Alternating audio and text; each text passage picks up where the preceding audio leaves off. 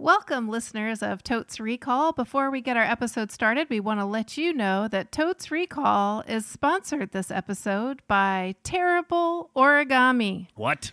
Longtime listeners will remember that in our early episodes, we were always sponsored by Terrible Origami. But that sponsorship abruptly ended for no good reason, and now it's back, and with a very special discount. Now, through the end of 2020, Terrible Origami is offering 20% off of the $1 Million Frog. That's a huge discount. That is a huge discount. What is the $1 Million Frog? The $1 Million Frog is a 5x5 foot made from paper frog that has appeared at the Walker Arts Center, though unofficially. And it is a beauty to behold. And the purchaser of the $1 Million Frog, which is literally $1 million minus 20%, will receive delivery of the frog via horseback by the artist. Wow. I know it sounds like I'm making all of this up, but I assure you, if you just look up terribleorigami.com or look on the Etsy shop, and Etsy has a upward limit of, I think, 250,000. So you'll just have to put in 4. And then he'll work out the discount on the back end. But yeah, we are very excited to have Terrible Origami back, and it's in honor of our anniversary. So thank you for that generous 20% off of the $1 Million Frog. Is there a special code that they have to put in, or it's just 20% across the board? No, that's a good point. No, and it's only, again, for the Terrible Origami 5 billion. Nope. 5 billion. The price changed. No, I'm sorry. It's only for the $1 Million Frog. It's 20% off, and you put in the code TOTES. Nice. Oh. Or you can put in Totes Recall, or I've listened to Totes Recall, or really anything that indicates you've heard of this. I really want to, before we go, I just really want to clarify this is not like a fever dream and we're just letting Molly go through this fugue state before we cut this off. I have been in the same physical space as this frog. It is a real object. It is spectacular. It's large enough that I kind of sat underneath it. Yes. Yeah. It is a good shelter. And it's very colorful. Very. It has, I think, at least 7 or 8 rolls of candy apple green tape holding it together. It's pretty. It's worth at least $800,000. Oh, and I'll add, typically these discounts are only for individuals. Like Ellen DeGeneres was once offered 50% off, did not accept it. There have only been celebrity-based discounts, and for the first time ever, this is for everyone. It's like the friends and family discount of Terrible Origami. And with that, we will now move on to the opening music of our podcast. Oh my God, Beth, make this sound better.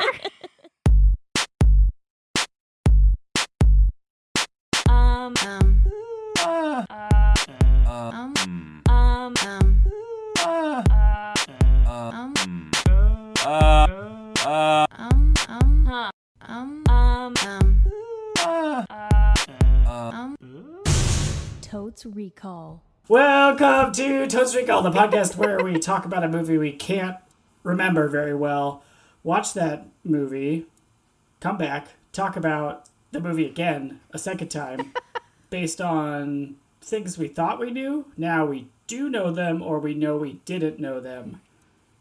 My name is Dan. This is Molly. I'm also Dan. And I'm Beth. And our movie this anniversary episode. Happy anniversary. Happy anniversary. Happy anniversary. Happy anniversary. Happy anniversary. Happy anniversary. Happy anniversary. Okay, I'm done. On our 6th anniversary? I think it's our 6th year. Great question. Seems right. So that means we've right completed 6 years. Yes. Oh, wow. That's pretty good. Yeah, it's very good. Wow. Podcast-wise, it might be the best. Yeah. We're the oldest podcast in the world. Wow. Episode is Face Off. What? Nice. Face off. Off. Face. Yes. So Face Off. that is with John Travolta and Nick Cage. Accurate. True. I mean, this is like This movie is the pinnacle. I feel like this was the zenith point in 90s action movies, right? Like this Seems and right. Point Break to me are like the absolute peak of that era of film, right? Where it's like it could never happen any other time in the history of film. And if it were done in another time, as proven by the Point Break remake, it would suck hard. Yeah.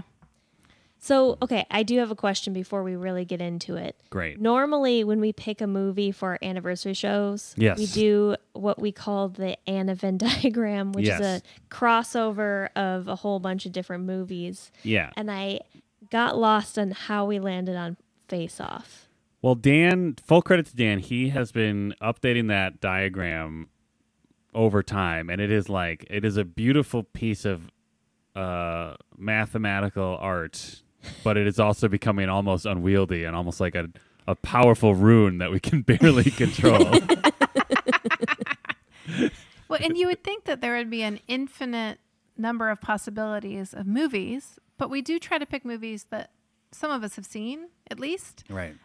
or that hit a particular touch point. And so it's very hard to find, at year 6, which is a compliment to the longevity of our podcast and maybe not a compliment to our imagination, that we just, Dan did come up with a movie that fit, but none of us were excited about it. So we decided when all else fails, you turn to Nick Cage. Right. Longtime listeners will know that the default of our podcast is if we don't have a better idea, Nick Cage. Yeah. So Venn diagram is dead. Oh. Long live Cage. It's time to start a new tradition, and that tradition is Face Off, and we'll decide next year what that actually means. Yep, I love that. I'm very excited about that. Yes, this is a movie that previously somewhere, maybe on Discord, Dan and I thought we had already watched for the podcast. That is true, which is on brand. That's on brand. Yes. I remember seeing this movie because it was a very memorable experience. A friend of the podcast had a party, a face-off party that I think she renamed Cake Off. Is Correct. that right? This is Maria. Yep. And had 30 people over to her house or her apartment, and we were all crammed in there.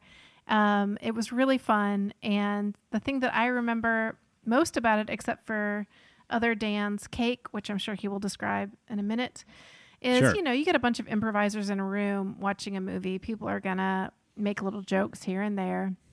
And this is long before Totes Recall began. But I knew the Dans. I guess we take an improv class or something together. I'm not sure. And Accurate. I don't know. I typically don't make jokes in that kind of setting because it's a little competitive or whatever. And but I got genuinely inspired at this moment where and it's really the only moment in the movie I can remember right now, except for the dramatic actual surgery where they do the face exchange. But it's where John Travolta is so gross. No, wait, John Travolta's the good guy, right? And Nick Cage is the bad guy? Well, we should into define that. some terms at the top. Okay, all right. So they change faces and bodies pretty well in the movie. They just changed brains? But that's... No, No, part of the they've charm of changed. this movie is that the premise of the movie is that they've only changed faces, which is ridiculous. Well, there's some body, they zap a mole or something and give someone liposuction. They do a little bit of hand waving about the bodies. I do not remember that at all.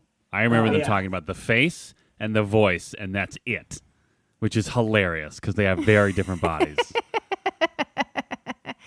Okay. I am dubious that this is true. I'm going to challenge you on that, Dan. Okay, well that's my bet. Jagret's bet. They do some light skin work. What is the opposite of doubling Dan? I'm doing that. I'm doing the opposite of doubling Dan. Undoubling. Split? Having? Half Dan. I don't know. Okay, Whatever. Sorry. But one is a good guy, like a cop, and the other guy is a mastermind criminal. Yes. Yes. And is Nick Cage the criminal? Or is at the beginning of the movie, at the beginning, yes. Okay, great. So, but then, okay. Molly's prediction, Molly's bet, we're going to have a tough time with this. And then they switch. But anyway, there's a moment where, and earlier in the movie, they reference one of the evil things about the evil mastermind is making a sandwich with two ladies. Oh, yeah, sex sandwich. Sex sandwich. They don't really go into detail about what that is, but I guess you don't have to. And there's no way I'm looking that up online. But anyway, you forget all about it, whatever. And then you start to realize that they're going to exchange lives since this criminal mastermind is now in the body of John Travolta, the good guy. And he's coming home to his wife and he's being really flirty. And I said, oh, he wants to make her a sandwich. And the two Dans stood up on their feet and gave me a standing ovation for that dumbass joke. And it was a real highlight for me. And I thought, I bet we're going to be friends. So you could say it set a precedent for a significant percentage of this podcast, in which you make a joke that is arguable, if that even falls under that category. Yet you were still given intense praise from at least me. Yeah. Well, I look forward to that sandwich. To be clear, I didn't give you a standing ovation because I was not there. Yeah. Yes. That's fair. That's fair. But in my head, if I had heard that joke, I would have also stood up. I appreciate that. And that's how we would have found each other. It's true. We all would have clapped for each other. One thing I love about this movie is that John Travolta is doing a Nick Cage impression and Nick Cage is doing a John Travolta impression, because neither of them are particularly... they don't get lost in roles, we'll say, except Nick Cage does sometimes, which is confusing. But most of the time, he's a standard bananas kind of guy. But they both do a pretty good job of acting like the other person. Agreed. So can we... Okay. Oh, real quick, at this cake party, the thing that Molly was referencing is that my wife made a John Travolta cake and a Nick Cage cake. And then at some point during the party, we sliced the top of each cake off and then put them on top of each other cake before we ate it. Yeah, that's amazing. Okay. It was so it worked dumb. well enough. That's so funny. That's Someone's amazing. got a video, maybe. Probably Zuckerberg. Okay, so Face Off, the movie. Yes, the movie Face Off. It starts with Nick Cage murdering John Travolta's son, correct? What? Oh, yeah. Yeah. That's true. Okay. And sorry, Molly. Then they hate each other. Right. They already did, but yeah. I mean, but I can't remember why they decide that they need to switch faces. So... Okay. Let me tell you about that. Actually... So what I believe happens is that Nick Cage's character gets into a coma because of this, whichever of the infinite battle of wits and wills and just physical brawn between the two characters.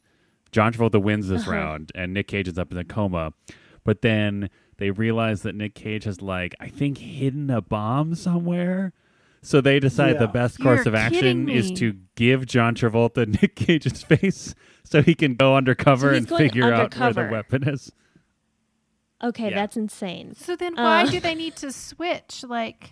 Well, then evil Nick Cage wakes up. Yes. And then he's not forces supposed to. the completion of the swap. Yes. The plan was never to fully swap them. Got but it. just to borrow Castor Troy's face. Borrow. Yes. That's his Davis. Castor Troy. Yes, it is. So at one point, is he imploring them to put the other face on him and he doesn't have a face? Yeah, it's Correct. real gross. But also not as gross as it should be. I think I've blocked that out. Which is part of what makes it funny. Is there a scene in this where he escapes from prison? Or is that I'm picturing The Rock. I can't help but picture the movie The Rock about Alcatraz. We did watch that. I know, show. but that's all I can think of. I mean, there is a scene in a prison in this movie, if that helps. Is it a prison like Alcatraz? Yes, like actually. Alcatraz? It's like a super prison. And he has to like escape prison. And does he have metal boots or something? Yeah, that sounds right. Yeah. Magnet boots that are like a security thing. Nick Cage does a real choice piece of face acting in this, where he is pretending to be Castor Troy, the evil man, yes. evil maniac, but then also the conflicted inner John Travolta is. Yeah. Yep. And so radically shifts between like crazed, I love a riot in a prison, to like, oh no, what have I become? And it's just, he really goes hard as only Nick Cage can. Right. That is, I think, what makes this movie so good, and also so much like it could never happen again. It could never have happened before this moment, because this movie required both of these men's careers to be where they were at this moment, which I'm going to bet is 1998. Oh. I like that. I'm going to double Dan on that. Nice. Wow. Because at this point, what, Beth? Sure. 97 Sorry. to be spicy. 97 to be spicy. Yeah. Because at this point, we've already Cage has Cage has ridden a few Cage waves at this point. He's had his moments of sincere acting, like Dan referenced, and also a couple moments of just bananas. Because he's been doing that for years, occasional bananas stuff. Johnny T had his resurgence from Pulp Fiction, and then sometimes was in action movies, and then sometimes was in Michael or whatever. So this is beautiful moment. Just this beautiful moment where both men were at this a point in their careers where it was a big deal to have either of them in a movie. So then to have them both in a movie was this is gonna make fucking millions of dollars, and people were excited about it. Yeah, and I believe it's great. John Woo. Is that true? Is it? Oh yes. Oh, it very much is.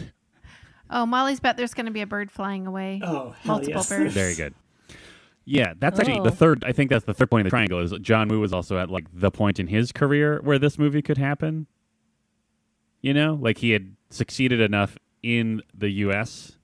where this was something that he can even do. Do you think this has been around for a while? They tried for Cary Grant and Jimmy Stewart. God, I hope so. I hope so. Would absolutely. They watch wanted them to do Face Off? They wanted them, but the technology and the scheduling just didn't work. And so it's just been waiting for 1990, whatever it was. Yeah. Here's the reason I chose 98 is because I feel like this just came right before The Matrix, which is 99. That is my entire logic for it. I mean, it's not because I said it and I'm smart. Well, it sounded right. Good job also, Dan. Thank you. In coming up with a number that sounded good to me. Dan's bet. Every scene with a woman will be uncomfortable. Oh, that's a very good bet. Yeah, that's a and great bet. definitely doesn't pass the Bechdel-Wallace at all. No way. There's good John Travolta's wife. Yep, and daughter. And daughter. Yep. Oh, maybe they talk to each other. Hopefully. You get to your room. I won't. That could work. Yeah. And then okay, to be spicy, I'm going to say it does pass. Nice. That would be amazing. Mm-hmm. But yeah, I mean, when you say that, I'm just thinking of all the scenes where, pretty sure Nick Cage at one point is dressed as a priest and squeezes a girl's butt in a choir. No. Yeah, correct. He says I love a peach. Ew. A lot. Yeah, he talks about peaches a lot. Ew. And it's very and sexual. This is before emojis. This is a pre-emoji world. Right. Good and point. He's already talking about butts as peaches. So kind of a trailblazer. Yeah. And does John Travolta as the bad guy lick his wife's face or something weird? He does. Their family does something disgusting, where they just waterfall their hands down each other's face as a sign of affection. Is that real? That's a thing in the movie? Yeah. I don't remember that. Oh my god. I hate it so much. Yes, and it's, I mean, it's a choice. It is just a choice. Okay, and also like that is the best way to spread germs, right? Oh yeah, absolutely. Oh yeah, it's like there's for sure some finger to lip contact. I mean, that's not the point, but it's definitely happening. Right, And they just like do it to each other. like all the time. Yeah. It's wild. But yeah, So someone's face gets licked. I think you're right. Yeah. Oh, definitely. Okay, best Oh no, bold definitely. bet. Someone's face gets licked. Face lick. Yep. There's a lot of face action happening. Yeah. No, that's what I love about face-based this movie. movie is there's so many. Like, I want to know. Like, I just want to know like what came before what. Like, this movie was clearly just like a layer cake of ideas. And I don't know how much of it happened before they even shot a frame of it or how much happened like in the process. But like, yeah, there's so many moments where it's literally just like John Woo just being like, oh, this movie's about faces, so we're just going to incorporate face stuff all the time. Yeah. It's So clocks symbology. everywhere. Oh, it's amazing. Molly's laughing very hard at her face and clock joke. Yeah, it's true. Yeah. I guess I should give her a standing ovation. I'm excited. Molly, what should we rate this movie? Waterfall peach butts. Wait, say that again? Amazing. Waterfall peach butts. Okay, I Up have to 5. I have a few questions. More so than usual, actually. I don't even know where to start with this. Okay, actually. so one, I'm gonna have I'll have one question, then I'll have a follow up based on your answer. Is this a waterfall of peaches? No, it's a peach going over a waterfall. Okay, follow up question: is the waterfall coming out of a butt? Oh, Are the peaches butts? I had pictured honestly that it was the Into a peach butt? butts going down first over a waterfall. Where So like okay. peaches falling butt first down a waterfall. I see. Okay, so Okay. this so is these Alright. are peaches with exceptionally Like- butt-like features. like very clearly a butt. Like I'm not. I feel like Dan. I feel like you're going too far in one direction. I don't know if they necessarily have butt-like features. I'm wondering if these peaches literally have butts. Okay. Oh, Like if you looked at it, you're like, this is a butt. this is the butt of the peach. Yeah. Yeah. Yeah. Okay.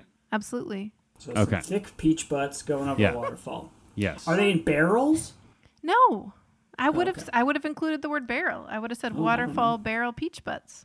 Okay. But Are it's these just like waterfall regular- peach butts. Okay. I have one more question now that I'm Oh my trying to God. visualize this. Are these peaches normal peach size, or are they the size where they could incorporate a regular sized human butt? Oh. Are they like the California? Are they? I have a follow-up question as well. Are they humanified? What's that word? Anthropomorphized? Are they like the yeah. California raisins of peaches? Oh, Yep. right. With Yep. arms and legs and butts. Oh, okay. Oh, Yeah. wow. They Okay. are definitely like they're the peach of California raisins. So- Are they afraid? Are they what? Afraid as they go Oh over no, the falls, this is or like is the this like a Nestea thrill? fall. Like they're having a great time. This could They're having a actually great be an time. ad for like a peach smoothie or something. Okay, great. But they are deliberately going butt first. Yeah, they because are you're like choosing to falling- go butt first. You're Got it. falling backwards, Oh, sure. butt first. I mean, given how human-like they are, is it raunchy at all, or is it No. tasteful? It is I mean, tasteful. You could sell a wholesome smoothie based on the image of these peach butts falling backwards down a waterfall. Refreshing. So they're mostly butt. I mean, you just called them peach butts. Not even peaches, peach butts. These are mostly butt. They've got arms and legs, but they're still distinctly peaches. I mean, I think his idea's got legs. Oh my god! How many Sounds would like the you give peaches. it? I'll buy this smoothie. Dan, you're up Yeah. first. Okay, I love this movie. I think it's absolutely the zenith of whatever kind of movie this is. I don't think it'll ever happen again, and if they try to, it will be a mistake. So I'm going to be bold. 5 peach butts. Wow. Waterfall peach butts. Floating down, flapping down that waterfall. Beth. I okay. As a movie, like the like the like cinematography, like the like as a film itself, I know what you're it's talking about. not good. But as a form of entertainment, I would say 5. Wow. It's ridiculous. It's a ridiculous film. Yeah. And it is very entertaining and awful at the same time. I know it's awful, and I'm sorry. Who are you apologizing to? To America and the world. And honestly, everyone. Everything Why? and everyone. Because I'm from Minnesota. Checks out. 10 full buns of peaches. So that's 5 Wow. butts. Why do I find that so much more unsettling? 10 buns. 10 full buns. You said full buns. Yeah. Full Well, I think we established that these were well-endowed peaches. I understand, but like that specific choice of phrasing really got to me. Yeah, it's like in the yum yum camp of like, no, thank you. Yeah, I Peaches agree. yum This yum. smoothie That's sounds their good. I'd catchphrase. plug this peach butt smoothie any day. There you go, Molly. Nope. There's the tagline for this advertising campaign. I am Glug, behind glug, this yum, peach butt yum, yum, smoothie. not behind glug glug. It's the worst. This movie's it's wackadoo, and I love it. I don't know. I agree. 10 full buns. Wow. Ugh, God Well, damn it. both to keep it spicy and to reflect my nature, I am picking 3.5 waterfall peach Oh. butts. So 2 full buns. No, No, 3 4 full buns. 4 full buns. Wait. And Minus- 1 bun. Hot cross buns. Oh, 3.5. You said 3.5? 3.5. Yeah. 6 Oh, full yeah, buns. 6 full buns. And then a singular bun. A 7th singular bun. It's like a bruise. Okay, One of the and peach here's butts my got bruised. Oh no. Here's my reasoning. I Please. believe it will be entertaining overall, but I am going to be so uncomfortable with the face waterfalls and with the way women are treated and probably Yep. with just a goodly portion of the movie that I won't be able to go a full 5. I would love to be I wrong, think- but that's I think my that sounds feeling. very accurate. Yeah. Based on how this movie works, Mm-hmm. based on how Molly Chase works, I think you're making the right call. Thank you. Thank you. Mm-hmm. And with that, we're going to press pause, go watch the movie Face Off, and we'll be right back.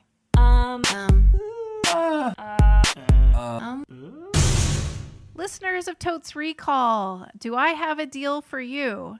You can go to patreon.com/totesrecall, and there you will find not only some fun reading up on our various prize packages. What do you call them? Support rewards. They're pretty entertaining. I'm saying that as someone who did not write any of them because I am the laziest member of Totes Recall's team. That is absolutely not true. Well, I did nothing for Patreon. I mean, I've done nothing for this show for like 5 years. It's a good show. We all put in work towards it.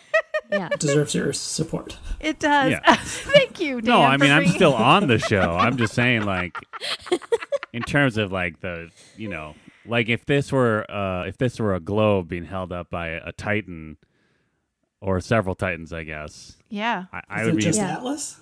Yeah, but like this time, it's art. Don't worry about Oh. it. There's Multiple. 4 Titans. This is in a Batman movie, probably. Yes, It's a statue in Gotham. Right. And I would be the 4th.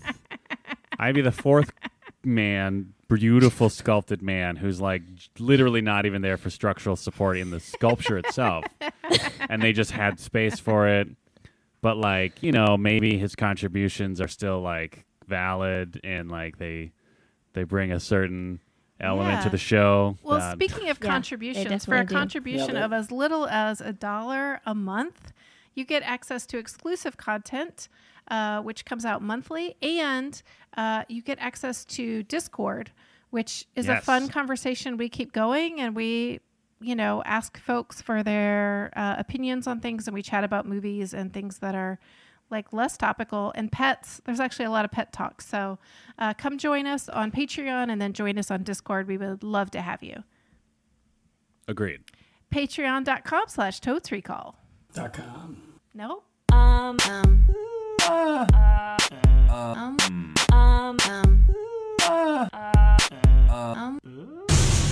And we're back. We just watched 2 hours and 18 minutes of guns and faces and just a whole lot of birds. Ooh, So many baby. birds. Just Birds and boats and peaches. peaches. Birds, peaches. an unfortunate number of peaches and a very unfortunate number of waterfalls. Were there any actual peaches in this movie? No, I don't think so. I don't think so. I don't know if there's any fruit at all. There were plenty of artichokes to go around. Artichokes, That's true. 2 lobsters, Hey, bowl do you think we spaghetti. should, before we jump in, get into the 6-second sum? Absolutely. 6 seconds. 6 Oh, seconds? they switched their faces. 6? You gotta abbreviate all of it or none of 60 it. You can't pick and 60 choose. sec- Sorry, the 60-second summary. Yeah, 6 and some.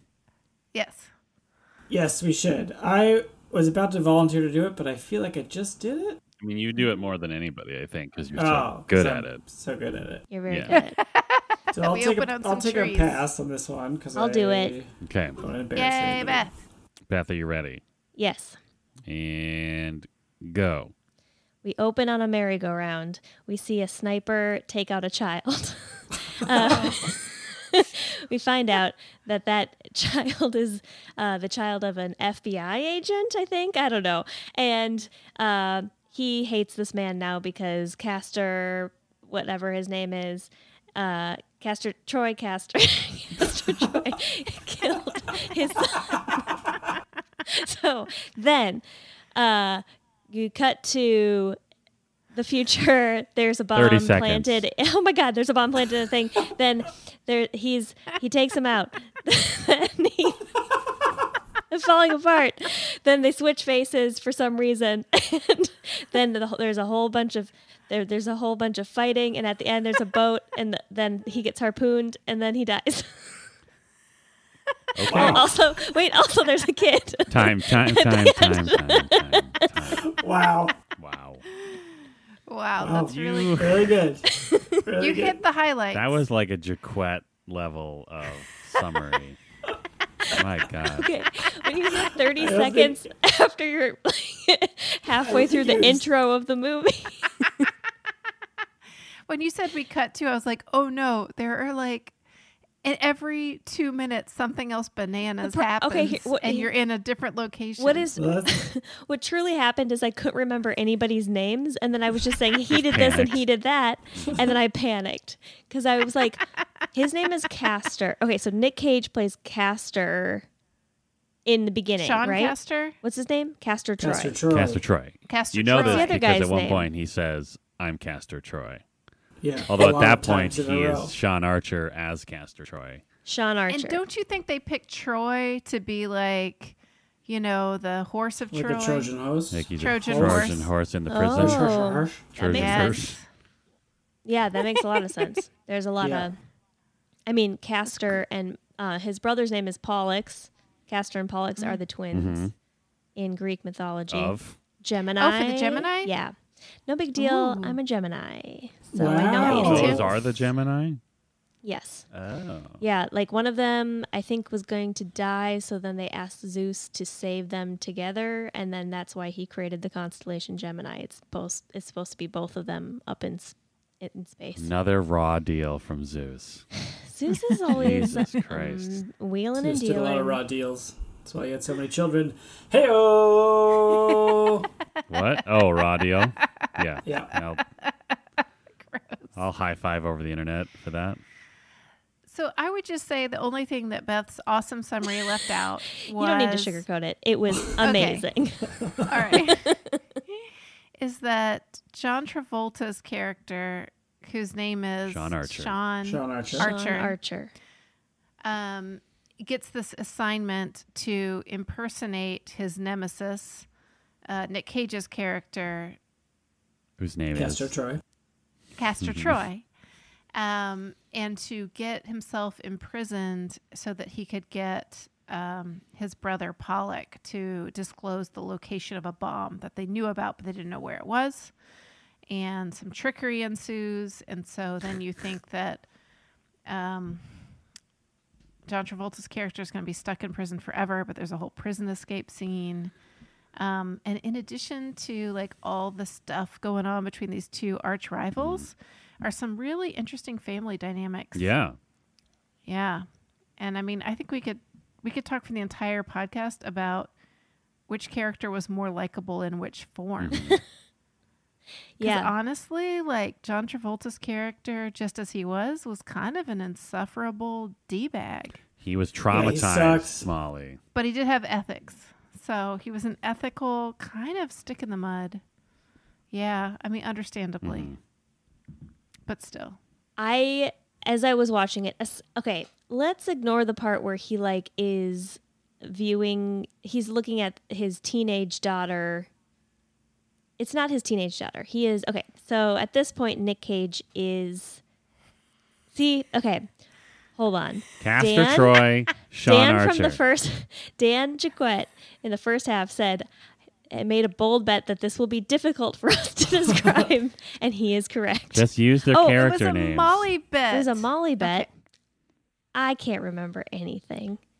I couldn't even remember the name of the character of the movie. Anyway, whoever bet that is correct. It is difficult to describe. I forgot what I was saying, so somebody else say something. You were talking gonna talk about about You were talking about daughter. him being a creep to his... he's a creep to his teenage daughter. So, Yep. but it's not really his teenage daughter. But still a teenage girl. Yeah. And okay, so if we ignore that part, Yes. he is better at I guess wooing his wife. He treats her to a very nice date night. Well- he also is kind of trying to connect with his daughter, and but also he's not good. He's not a great guy, but I think he is more likable than the other guy was in that as Archer. So what I'm hearing, hold on, just so I make sure that this is on the record, is what I'm hearing is Beth Gibbs of Totes Recall is saying that a mass murdering super terrorist Yeah. is the better man No, of the two. I'm not saying Well, he's the a better better dad. man. I'm Oh, saying so he's a better dad. he's just more fun to be around. he's He's actually a better dad because he doesn't seek to make his daughter fit a mold or some preconceived idea. Sure. He sees her pain, He's a- Yes. recognizes it, and arms her quite literally Yes. to take on the things that are troubling her. He also, as creepy as he suffers no fools with a kid who tries to attack her Carl. in his car. Right. Carl, played by Danny Masterson of Yes. that 70s show, who turns out to be a creep in real life, Yes. potentially. Yes. For accusations that he denies. Yes. I looked that up. That was the Wikipedia okay. I was like, time. Nice. did we verify that? Yeah, I barely had any time for Wikipedia during this movie, though. There was just a lot Wow. going on. That's huge. That's a Yeah. great big compliment. Yeah. pretty big. What I'm I'm just saying saying, is he's good dad, No. good husband, No. bad human being. Disagree. I think he is more actively engaged he is more actively engaged with the members of the Archer family, but in no way is he creating healthy relationships with the members of that family. Maybe I just like John Travolta more when he's more animated. Maybe. I feel like he doesn't play a ton of animated characters. Does he? No. I think he was having fun in that role, and I enjoyed He watching was it. definitely having I fun. think John Travolta as Nicolas Cage Crushes it. is the best performance in He this fucking movie. crushes it. Are you Yeah. I kidding me? love what Cage is laying down, but he's laying down some pretty standard Cage. Yeah. And also has to kind of be the boring good guy who's Right. got conflict. But to And- his credit, though, he is laying down boring Cage with a soupçon of Travolta Yeah. on it, right? Yeah. Like Yes. he's doing things with his mannerisms that are Johnny T-esque, I would argue. Yeah, no, they both do a very good job of pretending to be each other. And I would like to nominate, I would say Nick Cage wins for me in terms of acting chops in this particular movie. Okay, hit me with it. For delivering the monologue to his wife that explains the premise of the movie. And as he's describing it, it sounds so bananas. Yes. And then at the end, he just transitions into, also, I love you. I would read that monologue and just set down the script and cry and run or something. Oh man, are you no kidding one can me? deliver that. And he does it Yeah. And it's bananas, but he makes you believe that he believes it. Yes. I mean, like at that point in the movie, I feel like they were like, okay, do we need to tell people what's going on? Yeah, we're like an hour and 40 minutes in. Yeah, we're almost to the end. I feel like we need to clarify some things before like the finale, so people could be like, "Oh, okay, I'm with you." Now, crazy boat chase. Do you think that was like a note? Like they saw like an early cut, and someone's just like, "Wait, who's the good guy again?" Yeah. I feel like they also looked at the draft and they were like, we only say the title one time. Yeah. And I feel like we could get at least 4 or 5 references That to Face scene is amazing. Like the scene, like it's one thing to say the title of a movie within the movie. Yeah. But to say it in such a deliberate way with its own choreography multiple times from multiple characters is a stroke of genius. I wonder if the movie had a different title, and then when it was completed, they were like, we should probably just call it Face Off. We say it 1 million times in the movie. I mean, honestly, like the fact that some of John Woo's other movies are just called like The Killer and whatever that other one that Dan loaned to me that I still haven't watched. This one was Hard called Boiled. Yeah. Face Swapping People. Yeah, maybe the original draft it was called like Face. Yeah, the original draft was Good Cop, Bad Guy. Good Cop, Bad Guy, Swap. Face Swap. Yeah. Good Cop, Bad Guy, Face Swap. New line, The Face Swapping Chronicles. Volume 1. Volume 1. Oh, don't even tease me like that. Do not even tease me like that. Yeah, there is a reboot in the works. They should just stop production immediately. Yeah, someone's been tapped. Oh, yes. To write it. And as far as it is. remember this now because I think we had the discussion about that the only possible way that would work as a reboot is if they had them switch roles. Nick Cage and John Travolta still are in the movie, but they switch roles. I love that. And they play the other part. I would be all about that. Right? I would be all about that.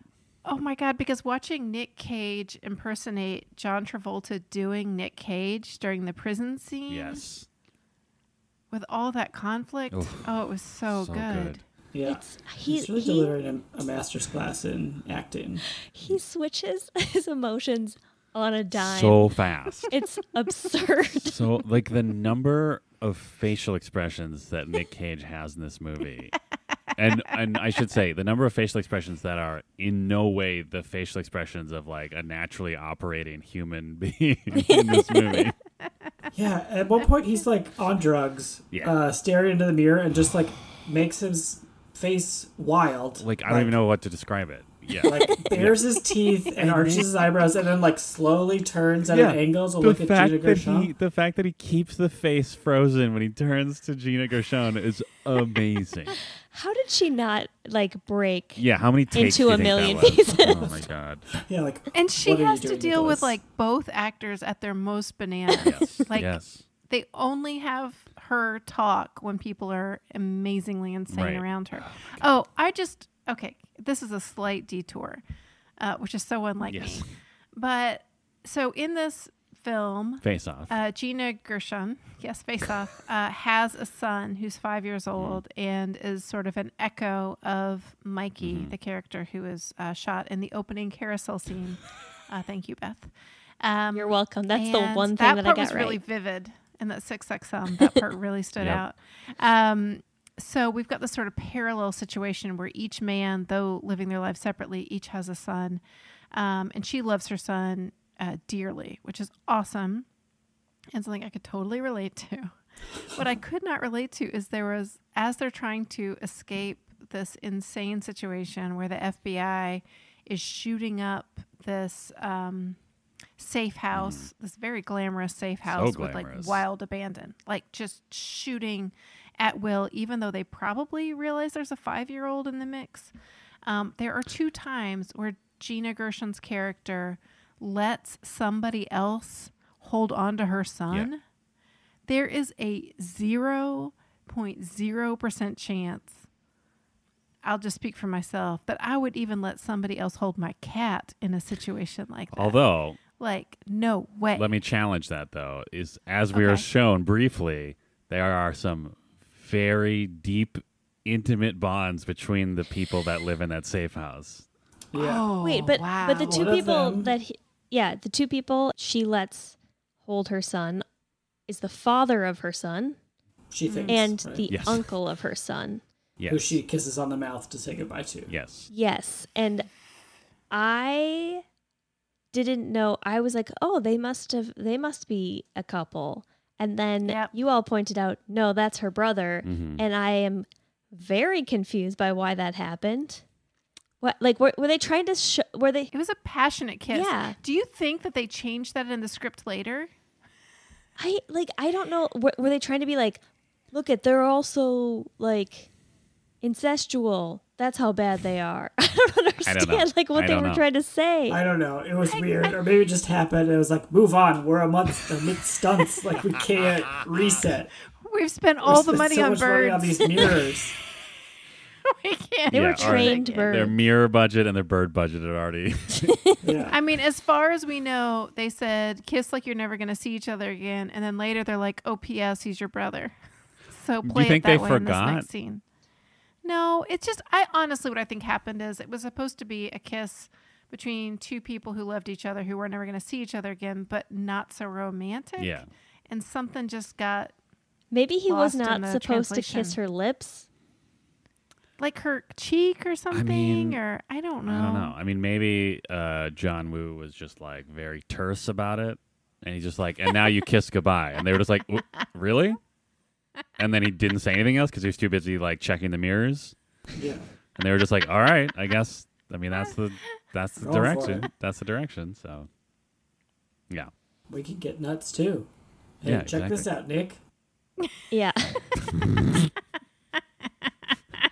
Or maybe at that point they're like, this movie is bonkers. We're going to just do this and see if it gets in the movie. And then it did. Maybe, Yeah. honestly, like that. They might be. Maybe we're just like. I mean, we might as well like leave our mark on this movie as best Yeah. we can, given the pedigree of the cast.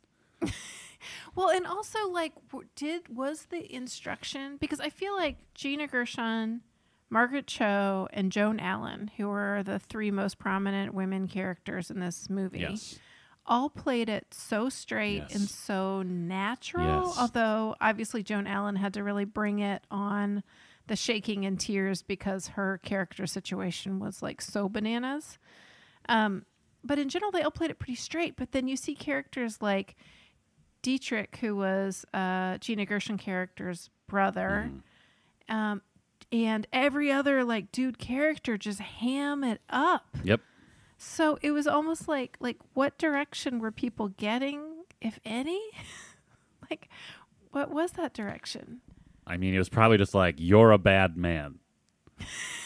Yeah. Like, you are a bad man. Here is your costume. And they were probably just like, oh, right on. And then They're almost like comic book villains. Absolutely. Like the way Castor Troy has a little special case with gold guns, chiclets, joints, pills. pills, A gold money clip? and a gold Oh, money that clip money clip was with a lot of money in it. amazing. And it was like a golden dragon head or something. Yeah. It was ridiculous. And they made a big deal about the $10 million, but then it plays into nothing? He's a terrorist for hire, Molly. But, okay, fair. They abandon You know- so he can be a hero and Yeah. then Top cop. take down from the inside. Yeah. It seemed like Castor Troy's plan was to become, like the most powerful person in the FBI and then just sort of like use it as his own, like, I don't know, like his own personal army, right? Yeah. But then okay, so at the end of the movie, right? Like near the end when he's just getting when things are starting to fall apart because Sean escaped from prison and is like getting in touch with his wife and explaining to her what's going on. Were those guys that were following around, were they part of Castor Troy's gang, or did he just find like the two most supervillain looking FBI agents? He's like, hey, you guys are my personal squad now. No, they were his former gang, right? Were they? Yeah, that's what I thought, because she seemed to be pals with them too, which makes me think they're not FBI agents. Gotcha. Right? So then that means... Doesn't it seem weird that nobody contacted her? Who? Gina Gershon's character. Is it Sandra? Something like that. Sasha. Sasha. Contacted her Sasha when? Doesn't get a call from her ex-boyfriend. When? Nick Cage's character. Castor Troy. What are you talking about? What's the question? I don't understand the question. Oh, because... So why then is Sean Archer in the form of Castor Troy able to go back to the hideout and hang out with all these people? Because of her brother. Because he just got back. I don't think Castor Troy has had time to gather his goons and inform them. Right. Oh. But that's just like a phone call. Well, and she said they hadn't talked in years. Yeah. But and also at that point the FBI like breaks into that building that they're all in. Yes. And fake Sean Archer is there. Mm-hmm. And just laughing at like all of his friends being killed and yes. Yeah. He's a bad man. He's a bad man. So in the movie when the wife of Sean Archer whose name is Eve, where Eve Archer is starting to doubt her husband's identity and receives this insane monologue from Nick Cage that sends her on a journey. An insane monologue that, again, simply describes the premise of the film. Yeah. The suggestion for her to figure out if it's really her husband is to do a blood test, which she does. Yes. But someone has pointed out, why would you just not look at his junk? Yes, and that someone is my wife. Junk? Yeah. I believe the exact term that she said was dong. Yes, she just said, why don't they just look at his dong?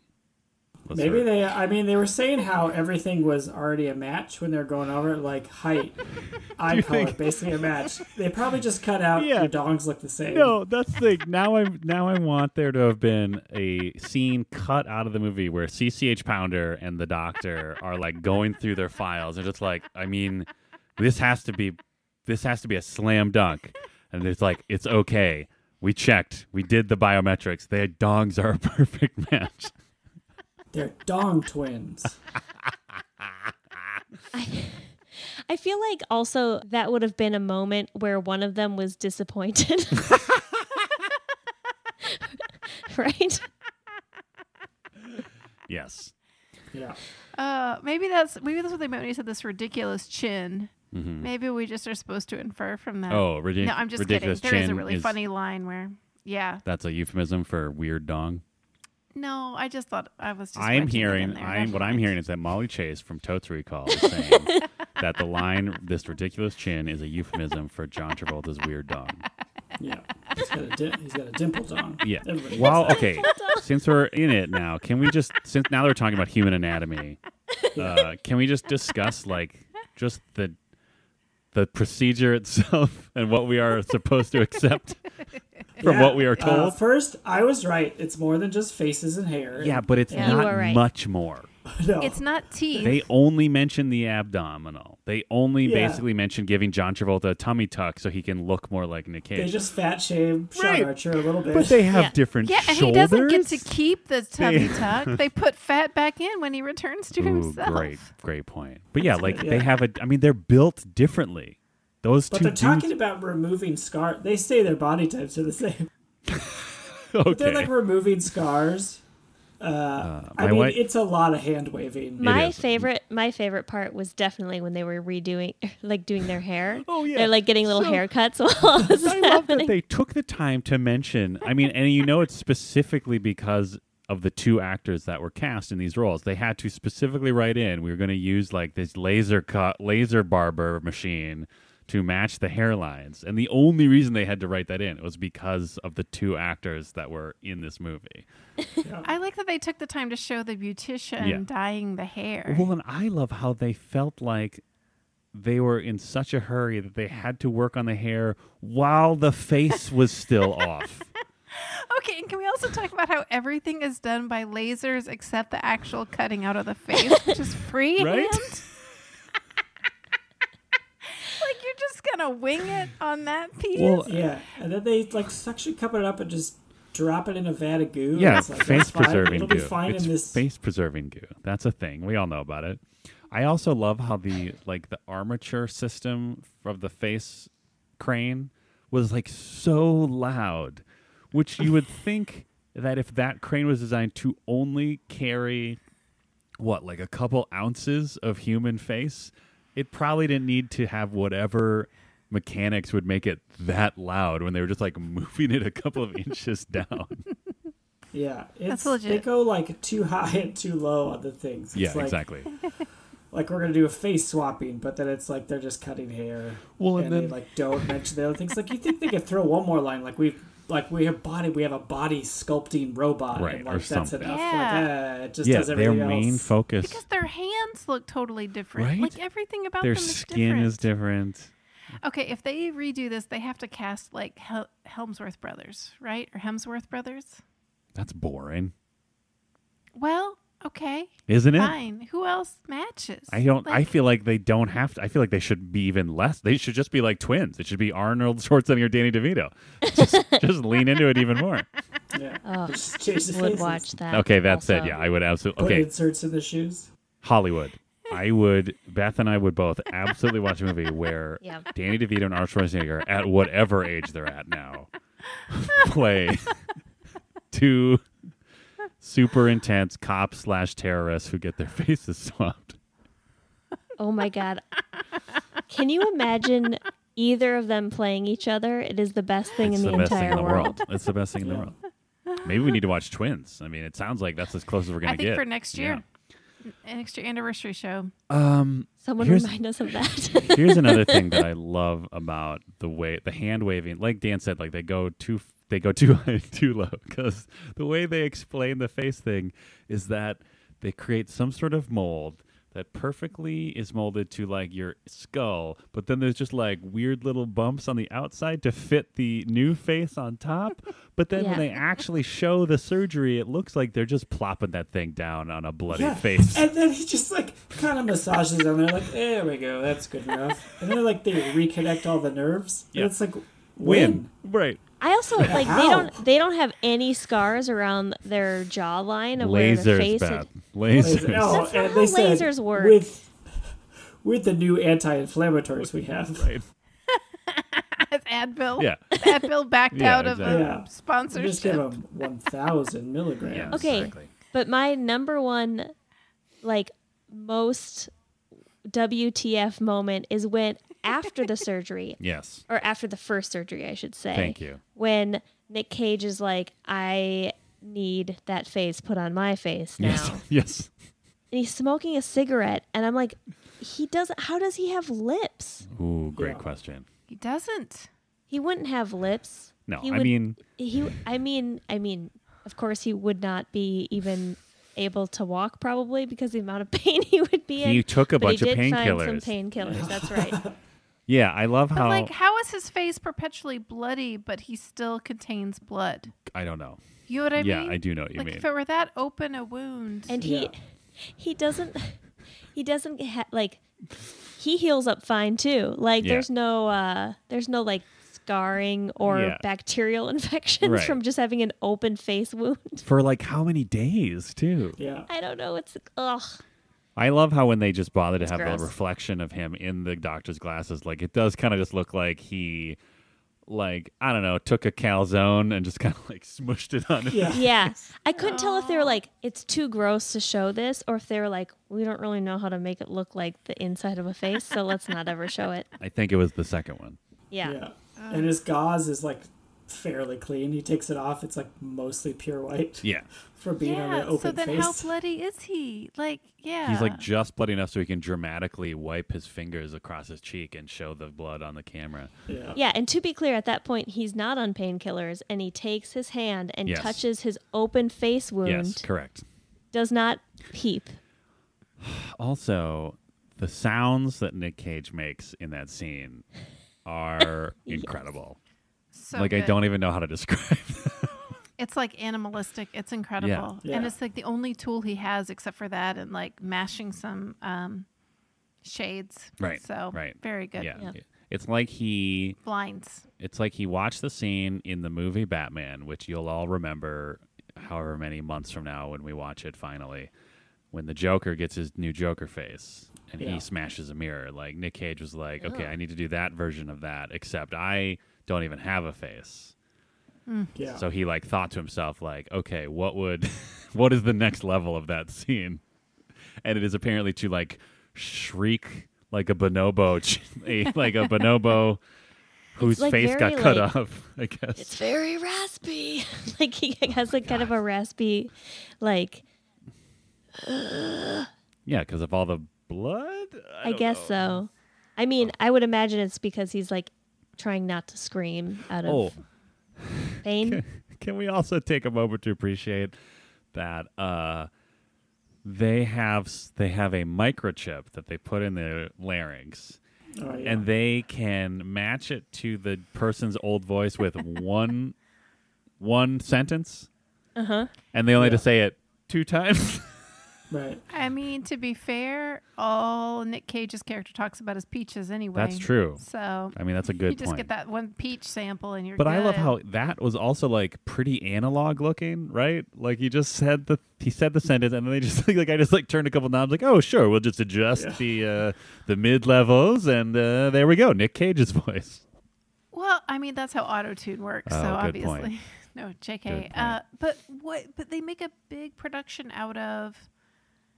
You know, don't jostle your throat. Oh yeah, even a a sneeze. Violent sneeze. Yeah. I mean, that's set up at the end so he can have his normal voice. Yeah, but that that was He tries before then. He tries really hard also to get rid of his voice. Yeah, if a violent sneeze could fuck up the voice box, wouldn't him getting the shit kicked out of him in prison like totally ruin that? It's not a good plan. How dare you? Beth, how dare you? I- These are the top It's minds. a really wild premise. These are the by the top way- minds of the FBI. By the way, they're the top minds, but they were like, only 3 of us will know about it, Yes. and we'll have the records easy enough to find and destroy. and destroy. Like, what did they have them on? Like in their backpacks or something Absolutely. like that? Yeah, absolutely. Like, how did he find the records of it? I'm sure CCH Pounder just kept them in her briefcase all the time. Yeah. Yeah. I thought it was so interesting the moment, like it was some interesting storytelling when, Sean Archer is stuck in prison and realizing he's going to be stuck in prison before he escapes. And that this other person has overtaken his life and holds up his wedding ring at a certain point. Yeah. And in that moment, it keeps flashing back so that you realize that Sean Archer is piecing together what happened and that his best friend Tito, who he had given his wedding ring for safekeeping, was also among the people that were, in this case, doused in gasoline. So he could picture all of that. But anyway, I know it was a really poignant moment, but also it was an extreme close-up of a wedding ring, which was on a very hairy knuckle. Yes. It was just an extreme close-up on some super hairy knucklage, and I found that really hard to handle. So, in a Let's not movie, hair shame John Travolta. in a movie where a man is walking around without a face and a child is shot in the head after that bullet passes through his father's heart, the most most discomforting moment for you was a hairy knuckle. Well, I mean, that is third. Okay. Yeah. Okay, this then movie was. I think we're right on the cusp of the end of Hairy Men Chest. I agree. Hairy Man Until Henry Cavill, God bless him, brought it back. Chest. Oh, In yeah. what? In Who's that? everything. who is that? Who is that? Superman, other things. Oh, Is it okay. a Mission Impossible? Yeah. He's the Witcher. He's also the Witcher. Is he hairy in The Witcher? Does he keep that chest in The Witcher? Is he smooth? I don't remember. I don't either. I didn't see it. But I Wow. saw the I trailer. watched the whole show. It's not that good, but it's fun to watch. Great. That's my review. My point is, when he was cast as Superman, he insisted that Superman should have a little hair on his chest. Like a man. Ew. Like a man. Man. I'm all for it. All bodies. Yes, all bodies. Yes, all bodies. Yes, all hair. EvenHairyBodies.com. Fair. Molly, you mentioned his escape. Can we touch on that a little bit? Oh, yes, please. Well, first, can we talk about the world? Yes. Because they built this entire world for this prison Right. that they could have done a whole movie about. Oh, yeah. Just in this prison where, what is it? The first thing we learn is that the Geneva Convention does not apply. It just doesn't apply. Yeah. And what was the other thing? It's like Amnesty Yep. International doesn't even know we exist. Yeah. It's a secret And prison. your ass is literally mine. Yes. And it's a secret prison, and he has on these metal boots. All the inmates have on metal Yep. boots that are magnetized Yes. to the floor, and so that's how they control everybody. Yes. Although I don't know how they selectively turn off some people's boots and not others. There I was guess a they're like in the computer. control There was room. that weird they got computer. computers. Oh, that's right. Oh, because Sean Archer is also a master hacker. But we'll get to Yeah, that. we'll definitely get to that. So then they have this whole thing, and then they still have, like in the super futuristic place, there's still a mess hall, Mhm. and everybody still eats together at the same time. So that's kind of nice. And they have a big monitor that has nature Right. images on it, provided by Discovery. Thank you, credits, for filling in that piece of information. Do you think? Go ahead. Do you think that was the concession that got Congress to approve that prison? Was like, oh, see, it's not cruel because there's nature scenes in the mess hall. Okay, No. I don't love it, but the only way I can approve it is if there are birds. Yeah. Well, we can't put mean- birds in a prison. But what if we just put on them on a big Like jumbo a truck? TV of a bird, like a bird TV. Right. Can we get 24 bird TV? TVs Not together. not the trials of life part, No. just the Just cute, the cute parts. moments. Yes, and then hook Well, the and then- televisions up to the main gate control Yep. Yes. just to save power. Yeah. These are the Nothing kind. could go wrong there. This is the kind of compromise that Joe Biden made back in his time in Congress. Like Oh my God. He understood how to find a place that everyone could agree on how to create this secret super prison where the Geneva Convention no longer applies. It had Well, a and little so bit then- of like a 1984 vibe. Yes, for Yes. sure. Yeah. Of like In dystopian. fact, I will probably remember this scene and think it was from a completely different movie. Right? Like I will attach it to something else, or like The Expanse or something. Yeah. Well, it's so that whole They prison both is got Tom Jane. nice. I did not recognize him at first, but then when he started talking a lot, I'm like, oh yeah, that's Tom Jane. Good guy. Yeah. Well, and then so part of the world too is that if you do something, you do bad, Mhm. you do wrong, you go and you get like basically sort of your brain fried. Yeah. Sort of It's like shock therapy, but extreme. not at all for therapy. It's like not shock therapeutic. torture. Yeah. Shock torture. Yeah, there you have it. And so that's how Nick Cage decided. Nope, not Nick Cage. I mean- that's how Sean Archer, John in that- Cage. Sean, Isn't it Sean Archer? I said John Troy. John Cage. Cage Troy. Anyway, It's true. so here's my question though. So like obviously his plan was like when Tom Jane is like, oh, they only take off the boots when you go to the medical wing or whatever. Need to hitch a ride, Ace, whatever. Forget it. That was an Expanse reference. Don't worry about it. His plan is obviously, okay, I need to start shit so I get sent to the medical wing. But what was the next step of that plan? Because it felt like all he had was a cigarette. yeah, and it felt like And a light. it felt like a lot of his plan sort of relied on that other dude being there. But did he know Yeah, that dude He's was just there? like he's a super He's cop. that He's good. going to improvise. He's just that good. So his plan And- at that yeah. point was just get into the medical wing, bring a cigarette, and then Get you the boots off. Yep. Go from there. just go from there. Wow. Hack into the mainframe. Oh, overload obviously the hack into the TVs. Hacking the He mainframe was- in a way where the very clearly, like literally designed into it, system overload icon lights up. Next, it's right above system normal. What I've is- never seen anyone type faster than what he was typing. What was It he? was some What did he good typing. overload? Did he overload the TV? Did he overload the I think magnet he overloaded floor? the TV, which was connected to the door. Right, of and course. then he was able to leave. Yeah. I mean, look, we all know that when the government needs to build something big and fast, and maybe they don't want a lot of people to know about it, they're going to cut corners. Yep. They're going to use maybe some shadier contractors. So I guess it makes sense that the super magnet floor, the giant TV, and the security gates would all be on the same circuit. Well, they had one of those universal remotes. No, that makes sense. That's why you only needed to go to the one terminal, and I think type mostly with one hand. Yeah. Yeah. I mean, it's probably a Unix-based terminal. That's probably what those guards are used to using. Right. Yeah. Obviously. I know this. Yeah. So, I mean, that makes sense. Probably just did a search for the CGI bin and Right. did some stuff. Type. Okay. So he escapes prison. Yeah. But yeah, there's like a whole chase scene and a lot of shooting people, and he's a good man, and you remember that because he tries to save the life of the guy he tries to escape with. And then how does he there's get some back roof to the stuff. mainland? He I think he swims. just swims because he's a superhero. Oh man, one thing that was impressive, because we should talk about the stunts at some point. Oh man, of course we should. I will say these stunts were great. Yes. You could really see the stunt people in them.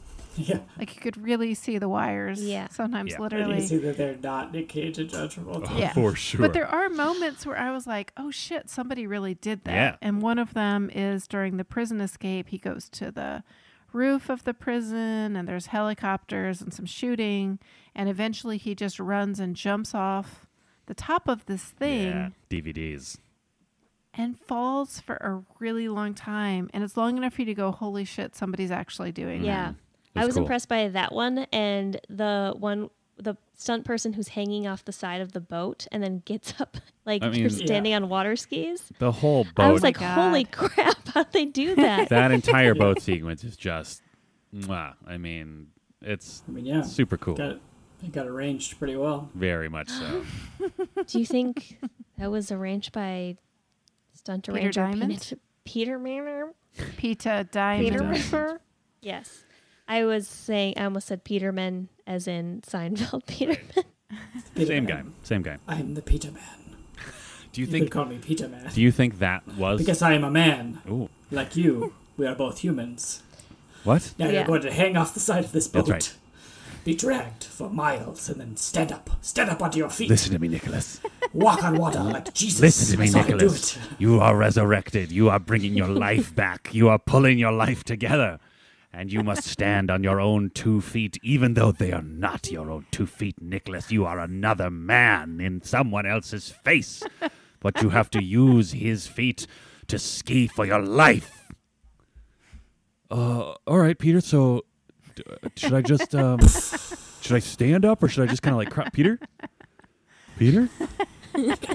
And then a bubble, just a single bubble comes up from the water and pops and just hear arranged. We established that he's an immortal Dracula, right? Yeah. Okay, So, just checking. Yes, we have. yeah, maybe he lives in the center of the earth. Oh, right. So that's why he went back into the ocean. Yeah. Yeah. That's the honestly, way to though, the Earth. like as much as you could see the wires and shit, like the stunts in this movie were awesome. John Woo Yeah. is the best when it comes to weird Yeah, boat also- shit. He's really got some signature moves. Absolutely. There's so many slow motion jumping with 2 guns over things, or sliding down with 2 guns on Yeah. things, or birds What I flying love- slowly. What I love about the jumping with Looks guns great. thing is like the first time at the beginning of the movie when they have like the opening scene with the airplane and stuff. When Nick Cage does the jump out and shoot bullets or shoot guns thing, it kind of makes sense because he's like, okay, I'm stuck in this plane. I got to get out of this plane and they're coming for me. So you can kind of see the logic behind it of like, I'm just going to jump out of this plane as hard as I can and start shooting at them. But then later when that guy's like luxurious apartment penthouse thing is being shot up, one of the henchmen just like for no real reason just like leaps over a kitchen island and starts Yes. firing his gun. I also thought that part was weird. Like, if anything, you should stay behind the kitchen island, right? Like, use it for cover. They can't hit you if you're moving. That's a great Here's point. what I want to know. That's a great I want to point. know if John Woo goes to movies and is like, I did that. I started that. I Oh, made probably. that already. Yeah. It must be very hard to watch a movie. Do you if you're think John though? Woo. Do you think he also watches movies though? And he's just like, why doesn't that guy just jump over that while firing his gun? Like he just gets mad at it. I think Where he are the probably birds? finds every movie incredibly boring. Probably. It's like, I love why aren't there any birds. guns in this movie? Where are the birds? Where are the speedboats? Dude also loves his speedboats. Oh my gosh. Okay. Yeah. The part where the speedboat goes through that other boat and pops out of it is so like good. maybe the best shot in the entire So movie. good. DVDs It's so right great. there. Really good. It's really great. Yeah, all the boat stuff is super cool. Like, I didn't realize how much I thought speedboats were cool until I saw them in John Woo movies, honestly. Yeah, Yeah. they're real rad. Mm-hmm. He really And does honestly, this movie makes every James Bond movie I've watched seem really dull and slow. Right. Except when he gets whipped in the nuts with a curtain rope. it. Yeah, John Woo never did that. That's pretty brutal. We'll check his dong after that. Yeah.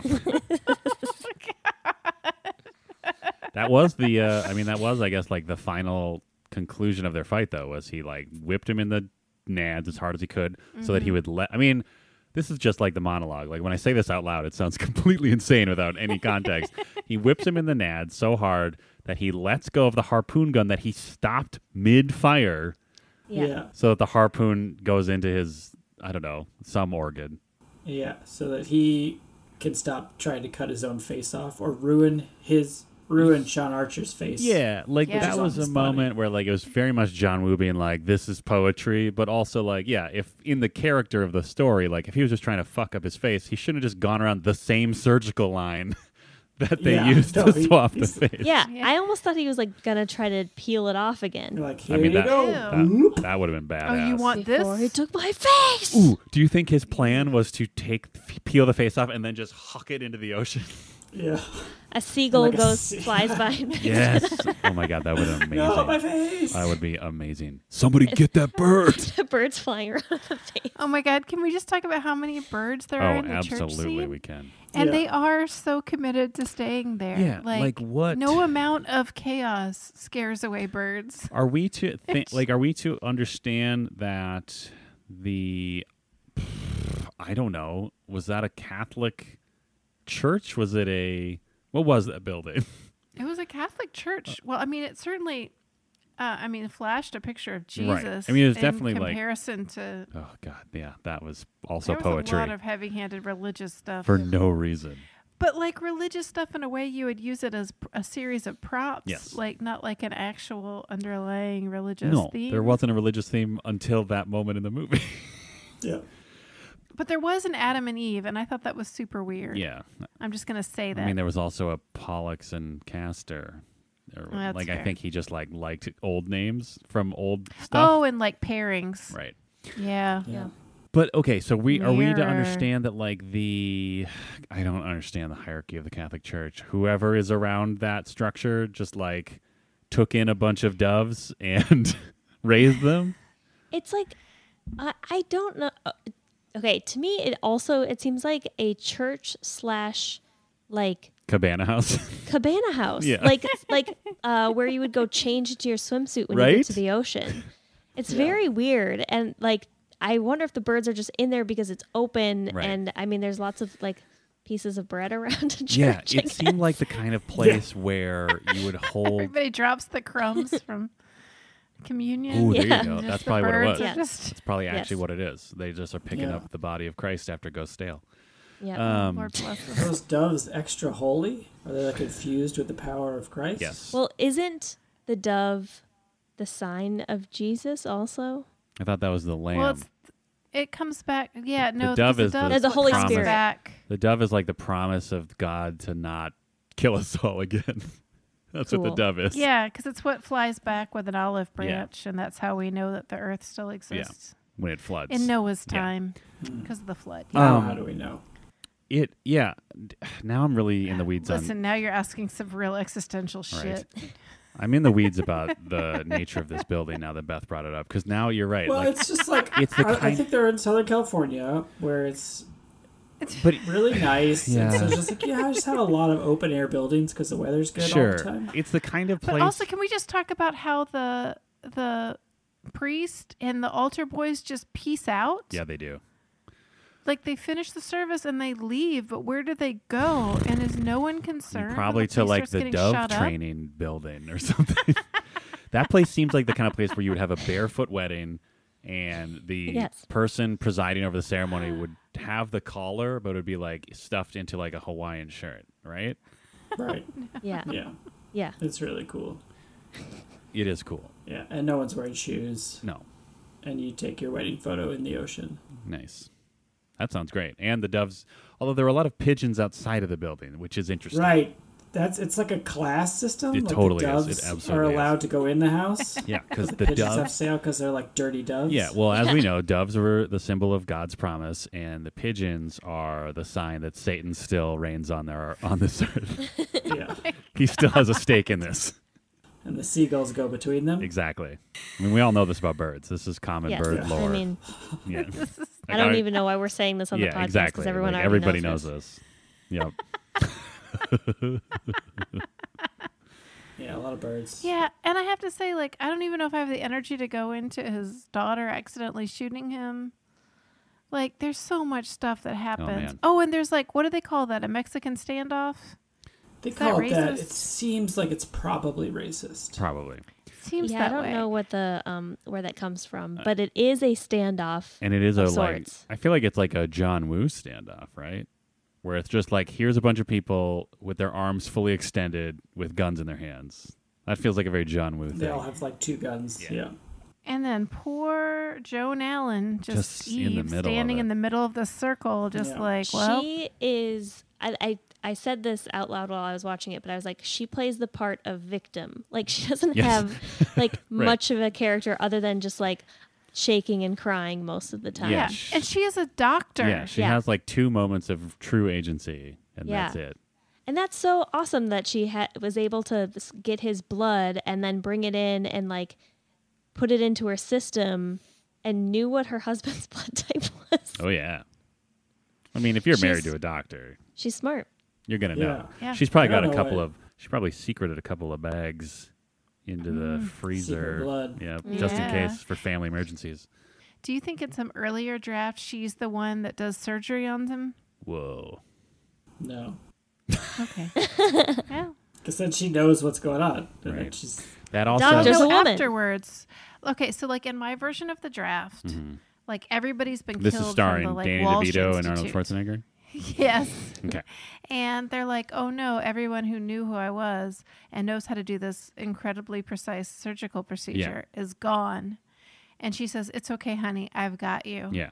I'm And then the she top puts doctor his in face Washington. back on. or I'm the whatever. top doctor, and yeah, whatever. Whatever it was that they Because she was hand-waved doing like into. weird face medicine That's true, at the yeah. hospital. She was like Anyway, I fucking think Harvey it's an earlier Dent in draft. that hospital. Yeah. I'm guessing. They were What like, happened to that guy? I agree with Dan that probably didn't happen in the draft because I'm guessing John Woo was just like, no, it's the wife. Why would the wife be involved? yeah. Women can't be doctors. probably just heard that thing of like, how can that be true? What is yeah. that puzzle brain It's teaser? classic riddle. Oh, the doctor was a Classic woman. riddle. that- The I was mom's like, the ooh. doctor. Blew my mind in like 6th grade. right. And And that's also when you, revealed I was sexist. as a 6th grader. Yeah. Can we appreciate that Castor Troy, one of the parts of Castor Troy's ultimate downfall was his own teachings to the daughter of how to properly stab a dude in the leg and twist a knife so the wound won't close? That's just good. That was nice. Chekhov's switchblade. Yep. And I had forgotten about that butterfly knife, so I've seen this movie before, and I was still surprised. I'm shocked to hear that. I'm frankly shocked to hear that you forgot that something happened in a movie. Oh, and by the way, I was correct in my bet that someone's face gets licked. Yeah. But unfortunately, yes. it is the teenage daughter. Oh, by her own So father's face. gross. Yes. Ugh. boy. Oh, God, you could not forget that. Okay. And Also- I just don't think she would overlook that level of creepiness because she has a great line. Sorry, Beth, were you about to say this? No, I was about to say something else entirely. Okay. Well, she has this great line after she is assaulted in her car, Yes. and he says something stupid to her like, dress like a ghoul and you're going to get assaulted by clowns or something like that. That's Close common. enough. She I'm sure that- says, That's the line. whatever. And she says something like, I just almost got raped and you're blaming it on me. Yeah. And I was like, you go, Jamie. Yeah. That is awesome. Yeah. And he doesn't really respond to that. I mean, Well, he probably like He's a his terrorist. yeah. So he's probably just like his brain just like suddenly like what? Sorry, I was fantasizing about blowing up a orphanage or something. Yeah, and having a God. sex sandwich. At Yeah, the same I mean a time. sex sandwich. Ew. Okay, I do have a question about like The sex sandwich. No. Oh. But like about like his specific type of sexuality. Who? Castor Troy? Yes, because the thing that he keeps saying is suck my tongue. Yep. Yep. And it's like such a specific, it's like not, like, it's not, he's not saying something else. Uh-huh. And that would be like, whoa, that's horrifying. Yeah, But I it's like, mean- it's like almost more horrifying because it's specifically It's so weird. It's really weird. Yeah. Is this to get like the PG-13? Like what That's was what this even rated? I guess that's what I mean is like it was like they wanted to Maybe. make him even creepier, but like they couldn't say certain things, so they made it like Was this So PG-13? he was saying, There's like- no I'm way. looking it up right now. I don't know. Of- They don't swear in it, do they? A little, right? I mean, they say fucking one time.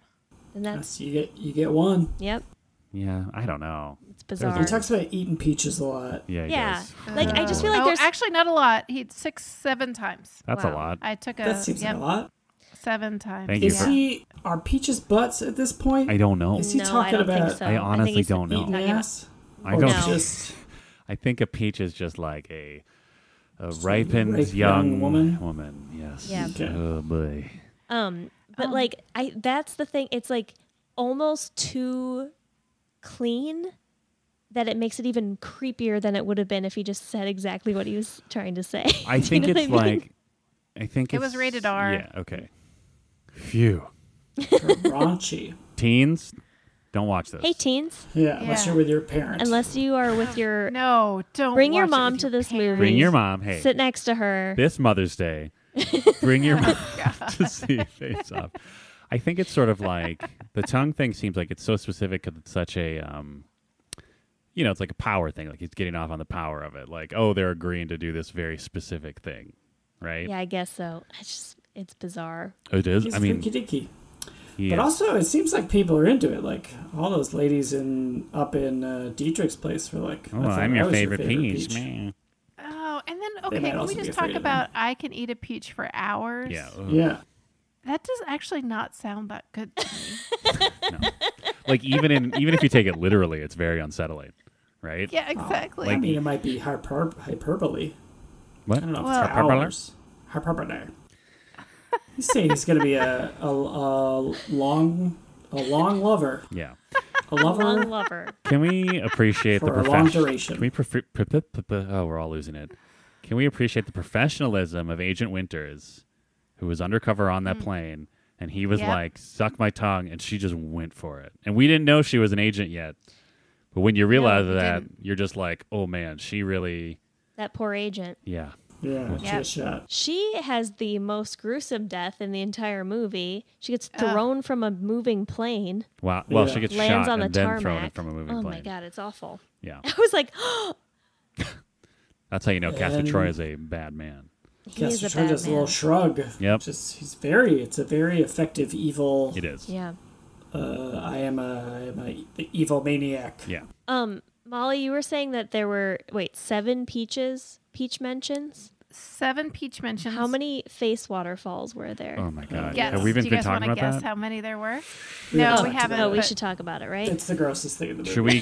Should we We're talking about we're talking about the creepiness of characters in this Right. movie. Everyone's a the creepiest creep. thing by far is this habit that the Archer family Yeah. has, where they kind of do like a little like I get spirit finger thing, and they run it down yes. their loved ones' faces. Oh my god. And it's like not even it's never like it's always unprovoked, right? Like there's no setup Yeah. to it. And And it's like the front of the face, Yeah. like down the front. Right. You like cover eyes. Right. and, Like, and it's- definitely it's not just like a sweet little like soft No. touch to the face. It's like it like grabs their lips as it moves down. Yeah, like you are it's definitely, stretching out like- the lower eyelid for sure. Yeah, and it's definitely just like spreading so many germs. So many germs. So many It's, germs. and it's like families have their thing, yes, right? right. But this is just so creepy. Guess how many times it gets done in this movie? I'm going to say 11? I was going to say 10, so I guess I'll 15. stick with 10. The answer is 10. Ooh. Wow. Yeah. Ooh. Yeah, But it's also done to an unsuspecting child Non-archer. twice. Yeah, a non-archer. A non-archer. I don't know if we're ready to talk about the ending yet. He's, but when we he's an are- archer Yeah. now. Wow. Ooh. Okay, so first of all, the first thing you should know, dear listener, if you haven't seen this movie recently, is that if you are a federal agent and you receive major surgery to have your old face Yes. put back on And your you old and paunch. and your old paunch replaced, you have to take an Uber or somehow arrange your own transportation so that your wife is sitting at home and she just sort of sees you in like a haze. Right. At first I thought he might be dead and she was seeing things. But anyway, he shows up in the door. Go ahead. In this situation, your wife, her role in this is to just sit at home and worry about you. Yeah. Like no one tells you the surgery's over. No one tells you that your husband's coming home. I mean, the only thing I can think of is that he was dropped off by a coworker. I guess. And they were like, "Hey, do you want me to call your wife to come get you?" And he's like, "No, I want to surprise her." But also, can we go quick But pick can we up bring this this orphan? small child with us? Oh yeah, no. So he, his wife and daughter greet him at the door and gives them a hug, and maybe there's some waterfall crazy it's all shit around. happening. It's just And waterfalls so for then- everyone. And like all of a sudden, Jamie, his daughter, isn't wearing weird makeup anymore. Right. Not weird. That sounds judgmental. I didn't feel judgmental about her makeup at any No, point. whatever. It was But fine. anyway, the point is she's looking very normal and demure by societal standards. And, everything is like sunlit. And he goes, "Can I ask you a question?" Right. And you think he might have brought a puppy home? Yeah, right. Like I literally thought, oh, did he get a puppy? And instead, it's Gina Gershon's son, because her son has been orphaned by the FBI or something, like a standoff. Anyway, and then this poor kid is like their new kid? Like replacement. It's like 5-year-old replacement son. Adam? Yeah. And he looks exactly like their son who died. Yeah, like he's got the same blondish brown Yeah. hair with the bangs that go across. He's like the Bad same haircut. age. If we could just walk back a little bit and just go through like this child's entire experience in this movie. So he is It's horrifying. So this child lives in a luxurious penthouse with a bunch of like drug lord weapons movers. Yeah. He maybe hasn't been told who his father is, or maybe he has, but he's never met him. His father is doped up on goof juice and is making weird facial expressions. And then his first interaction with his father is to grab his gold-plated gun and kind of wave it at him, and then be berated aggressively by his mother. But then he's now learned that this man is his father, and his father then starts sobbing, waterfall hand in his face, and crying another child's name. And then, after that lovely experience, he is forced to wear headphones and listen to a rather lovely cover of Somewhere Over the Rainbow, while everyone he's ever known is gunned down. He has to watch his uncle and his mom kiss on the mouth. Yes. He is spared from death several times by like the thinnest of margins. Yeah. Here's a question for you that I'm actually not sure about. Did he see Sean Archer's figure at all before he got taken away? Like, does he know that is the face of the man who murdered everyone in that building? Oh, yeah. I mean, maybe. Probably. Oh, man. So then that means that man, as far as he knows, comes to him and says, "Hey, I'm going to be your dad now." Yeah. It's either best case, We're gonna he call thinks you it's Mikey. a stranger. Like, worst case, he recognizes the guy who blew everybody up. Yeah. Like, somewhere in the middle, he fully explains to him face swapping. On the car ride God. over? You think it's on the car like, ride over? Okay, I know you Listen. think you saw me killing your uncle and everybody in your home, but I actually had a different Okay. face. I was really the guy that was helping you during that. Remember, like, I ran and picked you up when they were, like, shooting the stuff? And I screamed Mikey and wouldn't let you go. Listen, that was me. Remember when you had that really special bonding moment the first time you met your dad? That was me. I was wearing your dad's face. Yeah, so you actually never met your dad. So you never met your dad. You're bonded with me the whole time. But now this is my face. So just remember the bonding, but this face. We're going to go live in my house. I haven't cleared it with my family, so there's a chance they'll say no, and then I guess just start running. Also, full disclosure, just in case Eve, my wife, freaks out. Your dad killed our son. Yeah, and again, no advance notice. Your room's going to be his. It's still set up exactly like it was. There's probably still pictures of him in there. So do you mind if we call you Mikey? You like that name? Yeah, you're Mikey now. I care about you so much. Fingers down the face. Yeah. No, I'm not trying to snatch your eyeballs. This is love. Yeah, this is what love is. Okay, so we're saying best case scenario. A stranger is picking him up, explaining to him that he was wearing his father's face when he met his father, and then is running his hand on his face and saying, "This is what love is." Yeah. Happy endings for all. Is what I'm hearing. It's a bummer. And is that an epilogue? Oh, Molly? yeah, Molly. Because Great there's a big question. time jump? Denouement. That's a Still a denouement too? denouement? How much time's got to pass before it's an epilogue? I second that question. With the way anti-inflammatories work now, he was probably out of the Oh, I see. hospital I in see a what you're day. saying. Under conventional anti-inflammatories, that would have been an epilogue, but given the Possibly, newest speed. it could have been that long. Okay. I actually am trying to figure this out. So if it were Molly, help me out here. If we have the two of them in the ambulance, which I know you want to get to, the two in the ambulance at the end, and then we cut to, rather than just cutting to Eve sitting in her dining room table, I guess just waiting for her husband to come back from the hospital. If we were to cut to the outside of the house and it was snowing and it said Christmas Day, then would it be an epilogue? I mean, entirely possible. Okay. Yeah. But often, you could have an epilogue in addition to a denouement. Oh. So you could still have that scene just tacked onto the end of it. It wouldn't do anything for you, but you could do that. I see. Yeah. All right. So yeah, I mean, it was disturbing. I mean, this movie, so much happens in such a short amount of time. It's bananas. It really is just almost exhausting. Like by the time we got to the boat race, I was just like, I don't even know if I can hang. Yeah. But like imagine, okay, Molly, you're actually the perfect person for this thought exercise. Like imagine having to sit through this movie with anyone else in the two lead roles.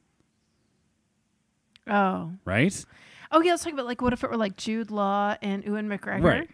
Like it just wouldn't be the same. It wouldn't. No. At a certain point, you just be like, all right, we get it. Like, Yeah. you know? Yeah, I think you need at least Nick Cage. At least. I mean, I feel like you could pair him with somebody else. I don't know though. It'd be hard. Like this was magic. This was lightning in a bottle. Yeah. The story itself is not, I mean, the story is absurd. Yes. But the as thing- we know when Nick Cage explained it to us within the Yes. film.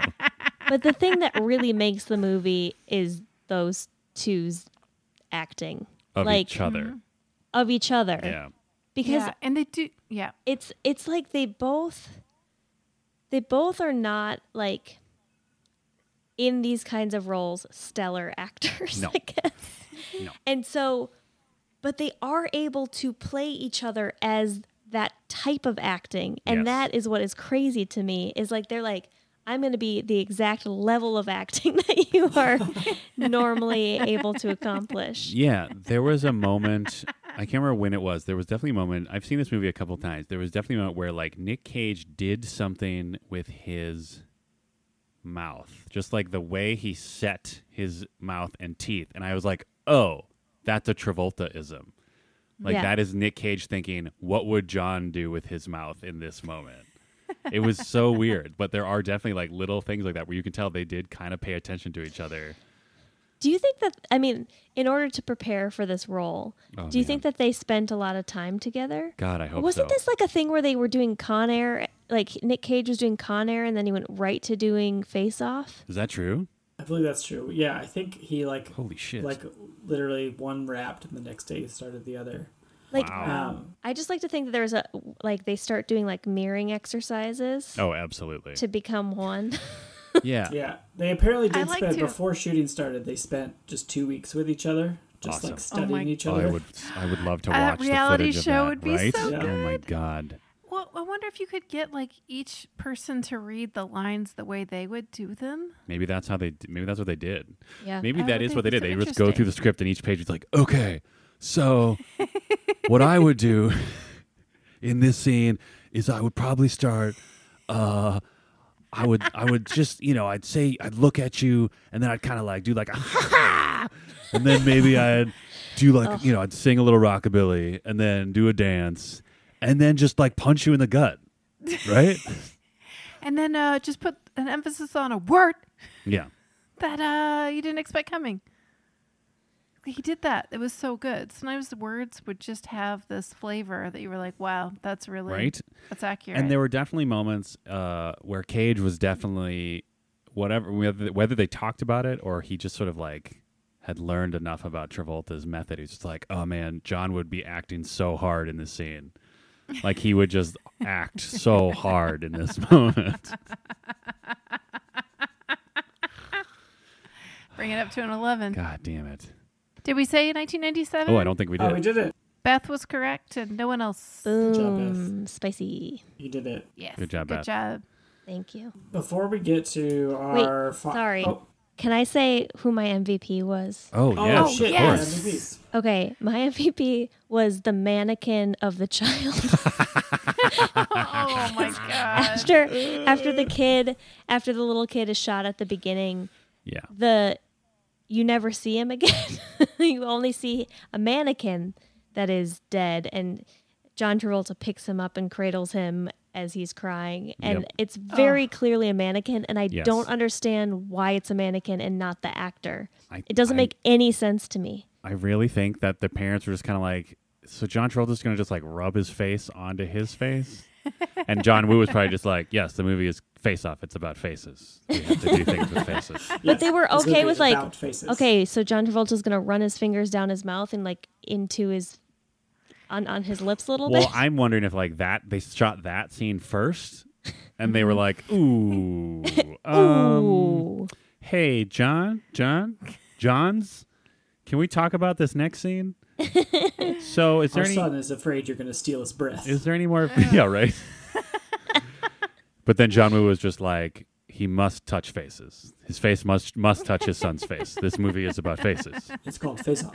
There, honestly, though, Theme like, is face. right, like that honestly was like clearly actually said at some point in the making of this film, right? Like there are so many moments in this movie where like the actors did not have to touch each other's faces, but they did. And there was definitely, whether some of those were just like improvised choices by the actors, they certainly were not discouraged from it, if not outright told to do it. Maybe just all the gave a time. blanket at the top, like, all right, we're starting shooting tomorrow. Everybody's a no for everybody. If you have an opportunity to touch a face, take it. Like it's not even John Woo talking. Like it's just like the producer is just kind of like, all right, everybody. Yeah, just a quick note from John. He wanted me to say this. This movie is about faces, so embrace that. Just really, anytime you become aware of your face or your scene partner's face, work with it. Just work with that motivation. Oh my god. It seems accurate. Oh, before we wrap up from bets, Yes. I want to brag for a second Ooh. that I was correct. It did pass Bechdel Wallace. Yes, it did. Because the mom and daughter have a quick fight. Yes. It's like 2 or 3 line exchange. Yep. You're welcome, everyone. I feel like we're seeing a theme of like how movies pass the Bechdel Wallace, and it's usually 2 women arguing with each other. Yeah. Yep. And then a man walks into the scene and is more important than them. Right. Exactly. It's Oh, like, yeah. hey, Absolutely. no more time for this interesting dynamic. A man is here. Shut up about that. I have a thing to say. I have a storyline. Look at these birds. I have to establish I'm a bad father. Yeah, like that is actually how a lot of movies go. You're right. It's sort of like 2 women are having some sort of actual like dynamic storyline between them, and then it's almost like the camera itself is like, oh, thank God, a man walked in. Hurry up, hurry up, hurry up. Still talking? And blah, blah, blah, blah, blah. Okay, here's the man. Yeah. And now we can get going. Oh, finally. Before we get to our final reviews of the film, we like to read a review of our podcast, totesrecall.com, in the impression of a character from the movie we just watched, Face Off. Nice. And we do have one. I mean, obviously, it's got to be Nick Cage, right? Yeah. I mean, you could do Travolta, but I really feel like it calls for Nick Cage. Okay, here's a question for you. Travolta doing Cage. Here's a question for you to keep Yeah. the theme of Face Off going. Might we have, since I am traditionally the go-to Cage, maybe one of you could do me doing Cage? I love it. Does that sound enticing for Can anybody? you do Cage That's how it for always a hurts. second? Oh. Yeah, that's true.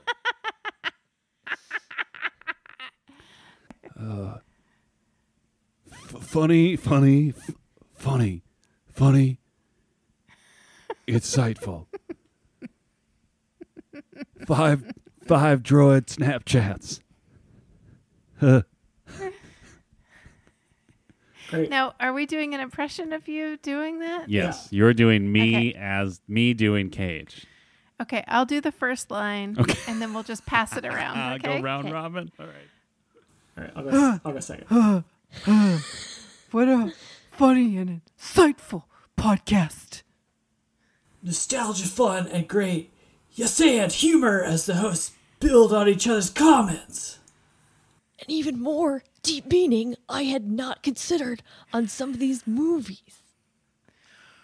Really a great listen.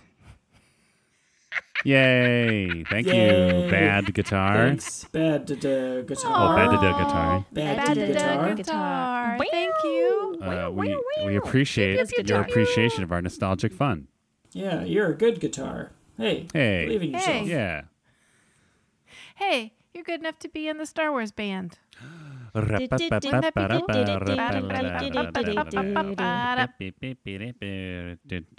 Yep. Yep, that's long. Great, Dan. You gave it 5 waterfall peach butts. That's right. I had forgotten. Which are I had forgotten. anthropomorphized peaches That with are thick mostly butts. butts. They're mostly Going butt butts. first over a waterfall. Oh boy, I had forgotten what our rating system was, and I'm so happy about it. You thought this was the zenith of this type of movie. Yes, it absolutely still is. It could never have been made another time. It can never be made again. Hollywood, settle down. But also, yeah, agreed, if you want to remake it, you just have to just use the same 2 leads. That's the only way it would swap work. the roles. And swap the roles. And then call it like face swap off. Off face. On. Face on. Face off, face off on. here. What? Or it'll be like, face off, this time we're on. Face off, Face- colon, it's on? Yes. Yeah. Volume 2 of the Face Offing Chronicles. Thank you. The face offing chronicles. God, I love it. Yes, I completely agree with myself from the first half. This is a masterpiece of 90s action cinema.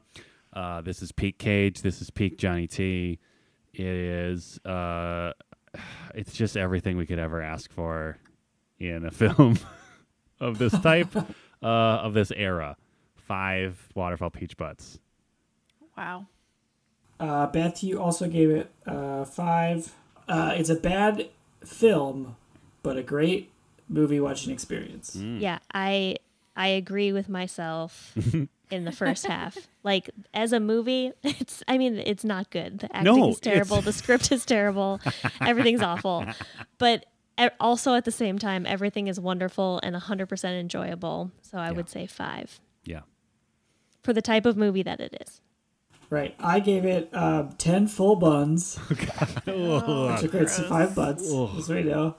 Yeah, that's right. I had a little trouble with these cops, man. I had a little trouble with them. oh, but sure. I got over it because John Travolta and Nick Cage's performance shined through. So I maintained the amount of buns I gave before, which is 10 full buns. Wow. It's the full that just... Oh, it's just so Full buns. creepy. Molly, you gave it 6 full buns and a single bun. No, for I 3.5 gave it butts. a 3.5. You thought you'd be uncomfortable with all parts with women in them. Yep. And the face waterfalls. Yep. Accurate. 100% accurate. I do feel like this was so much more bananas than I remembered. Like, I know I saw this probably within the last 8 years. And I remembered it being bananas, but just not to the full extent that it is. Yeah. Like, I mean, at the top of the podcast, you referenced watching it with us. Yeah. Like 6 years ago or something. It was a long time ago, though. Yeah, it was. Right? This was pre-Totes. It was. Yeah, it has to be longer than 6 years because we're 6 years old. Yeah, like I think it might have been more like 7 or 8 happy years. Like it was a long time ago. I did not anniversary. know y'all well, Happy and probably we didn't even have that improv class together yet. We definitely had that improv class together. We Because did. I met a little behind the curtain of friendship. I met Dan through that improv class. We met once in the lobby of that theater, and then we met again in that improv class. Wow. Yeah. Okay. All right. Well, anyway, it was a while ago. I give it 4.5. Wow. Waterfall peach butts. Wow. I am deducting a half point for just pure discomfort with some of the women's That's fair. stuff, especially. And there were parts that were real hard to watch. But, and any of the kids stuff. There were just some hard parts. But on the whole, it deserves all those butts. What you think happened to the 5th peach butt? Like why there's only half a butt? Like Yeah, it's like I think just like peaches don't always grow evenly. that's true. Hey, consumers, ugly Yeah. fruit is fine. yeah. It is. Eat it. So this is like it's got It would like make a very one good jam Ooh, big yeah. bun. or taste just as good. Yeah. Just cut it up. Just cut it up. You Make do a not jam. have to eat it for Just make a hours. half butt jam. It's unnecessary. Just make a half butt jam. 10 minutes. I could eat a peach in 10 minutes. I could eat a peach in 2 minutes. Whoa. Wait, Eat what are we that talking peach. I don't know. All right. It was a challenge. Yeah, we'll do the peach eating challenge. Are we going to be on TikTok now? Okay, this is us Yeah. officially announcing This a is our inaugural TikTok TikTok video. TikTok, where we Except do- for we're not going to open a TikTok. We'll just do TikTok videos on other social media Ooh, I platforms. love that. Yes, I love that. We'll hold up a Yeah. little sign that says TikTok on it. Yeah. Send us $40 through Gmail. For And what? Dan and I will competitive peach eating. Oh, how about this? Video on Okay, TikTok. if you Why do you need $40 to do do I don't know. Seemed like the right 40's amount. fine, but I'm gonna change. I'm gonna modify it a little bit, if you will. If you donate $40 a month to Patreon, to our Patreon, patreon.com/TotesRecall, Dan and I will competitively eat a fruit of your choice. Pineapple. Yeah, whatever. Sure. But that's it. You only get to choose the fruit. You don't get to choose the parameters. Yeah. You only get to choose Is the it- This fruit. is Okay, is it a like one like you'll do a new fruit every month No. for those people? one One time. Like a time. fruit of the month club? Oh, One time. got it. One time per $40 level patron. Okay, but do you realize that we have people that are at that level that you do have to Oh, do no, this? you got to buy the tier. Yeah. Oh, I see. Wait. Okay. I get it. So it has to be a new Yeah. thing. It Yeah. can't just This be is retroactive. this is our anniversary special Patreon level where Dan and I competitively eat fruit. Yes, a single piece of fruit Single of your choosing. fruit of your choosing. God. Okay, and with that, we're going to press pause. Wow, I get it as well. Happy anniversary. Happy anniversary. Anniversary. Happy Happy anniversary. Happy anniversary. HappyAnniversary.com. Totes Recall is hosted by Molly Chase, Beth Gibbs, Dan Jaquette, and Dan Linden. Produced by Beth Gibbs. New episodes of Totes Recall drop on the 15th of every month. For more information and bonus content, visit us at totesrecall.com. Thank you so much for listening.